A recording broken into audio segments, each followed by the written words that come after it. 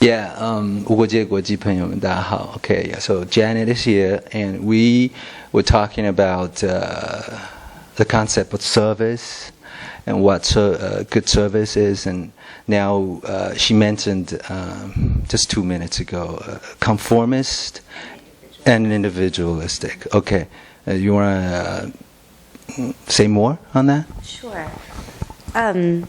And we were talking about quality too, and I think that kind of leads into everything about Taiwanese society that's so different for Western people. An individualistic society is one where the people are very democratic. They feel like they have their own mind, their own opinions about everything, and their opinions matter to people. What they say is really important. If I go into the bank and I don't like the service, then I will tell them, I don't like your service, I'm going to another bank. Right. And the people at the bank will, scramble around and try and, I'm so sorry, what can we do to, because you are a business opportunity exactly for them. Right. In Taiwan, and I find it's not just necessarily with service, but in everyday life, a lot of people are more conformist. It's what the majority wants. If the majority of people feel like this is the way a bank should be run, or this is the quality of clothing that we're willing to buy for this amount of money, then this is what we will get. It's just like talking about sizes. This is the amount. Society is about everybody looking for the same thing. The same thing, right. Right, and individualistic society is respecting each individual's choices. Exactly. And democracy, I actually did a talk on democracy, is actually respecting a majority's choices, but at the same time not sacrificing minorities' rights. That's correct. So I think we can move into talking about human rights. As an individual, every right you have needs to be protected by law. And because Taiwan is a democracy and we're a republic. So I also actually did some research on the difference between what a democracy and a republic is. It's actually very interesting if you Google online. Oh, I haven't looked it up yet. Yeah, it's interesting because democracy is sort of like a ism thing. It's sort of like an ideal, like Marxism, right? But republic is actually like a system, how a nation can function. So it's actually very interesting for you to actually look at.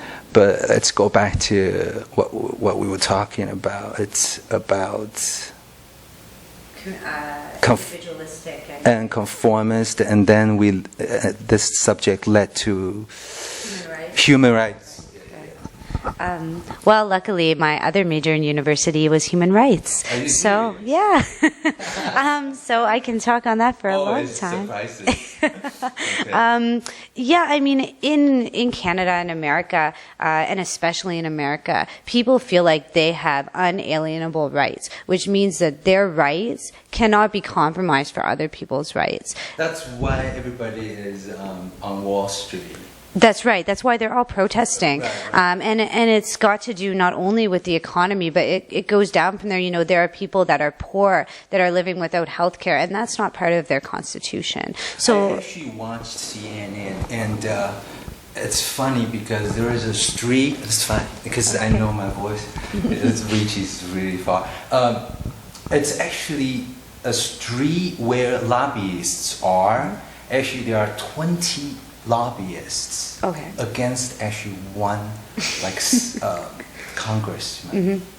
So Yes. that's why they're actually occupying that street. It's horrible. I mean, even for the first little while with the Wall Street protests, they denied it.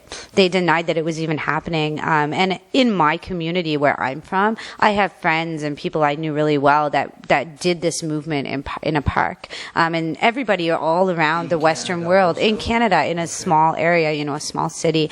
And people were, talking and saying like, oh, these people are just bums. They have no jobs. They don't want to have money and that sort of thing. But it's not that. And it's not that, we're poor university students. It's that the rights that people have should be protected by our Constitution. Our constitutions are very strong. They speak a lot about protecting people's rights, and they were put in place to protect the rights of minorities. And in this case, the richer are getting richer and the poorer are getting poorer. And there's becoming a huge divide in that system, and that's why people are so upset about it. Right, and also it's because of layers and layers and layers of different kinds of agreements that are actually blocking people from enjoying basic needs. That's right. That's right. I mean, in America, there are people, starving, going poor, going hungry, people going into hospitals and dying in the emergency rooms because they have no insurance. In Canada, it's a little bit better. We have, like Taiwan, it's similar. We have a universal healthcare system, except there's no private clinics. It's all public. And what happens is all the good doctors in Canada go to the United States because they have privatized clinics where they can make more money. So people in the United States need to pay for, this health insurance, but it's very expensive. And if you have anything wrong with you, they'll just immediately take it away, even if you test 5 years later and you've already been paying on it. This I also actually heard on the news a few days ago that actually, even though our healthcare covers almost everybody, but if you are poor, if you have not been paying your bills, they actually They'll take it in Taiwan as well. Take it away from you. Interesting. But also because we have an election coming up on January 14th, and some of the candidates are also talking about solving this problem. But in general, I think we have a good healthcare system, though. Right. In terms of like you being Taiwanese, but then moving to America, do you feel like your rights are different in America versus here? How so? Are they really different in terms of like what is protected in America as a minority person? This is very, very interesting. I've never been really asked this question, but actually I felt a lot safer in the States.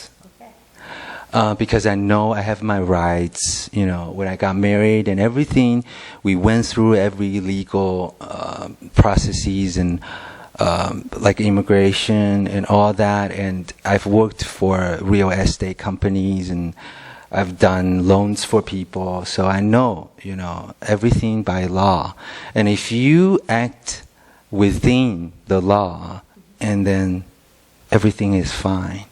But here, because there is a it's a conformist society, so you're actually more influenced by, if you don't know the law, if you don't know sort of the unwritten cultural ideas, rules, and then sometimes you could feel a little bit oppressed.